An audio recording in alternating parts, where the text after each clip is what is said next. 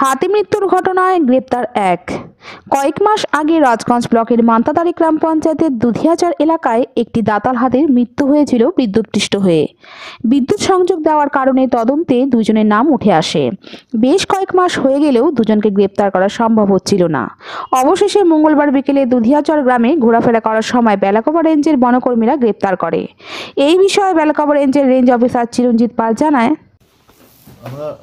আমাদের একটা হাতি ইলেকট্রিকিউশনে মারা গিয়েছিল অক্টোবর মাসে দুধিয়া ভিলেজে।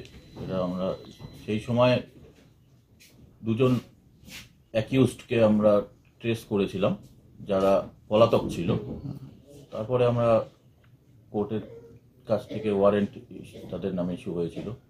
তো আমরা খবর পাই যে তাদের মধ্যে একজন গ্রামের আশেপাশে দেখা গেছে। তারপরে আমরা আজকে বিকেলবেলা তাদের একজনকে অ্যারেস্ট করা হলো। কোথায় করলেন?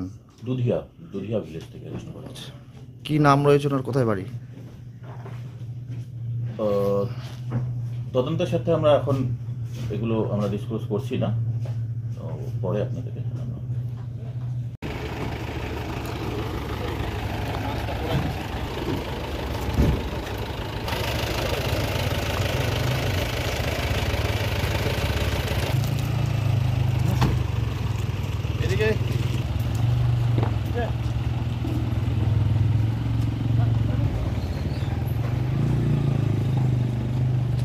কবে নিয়ে আস?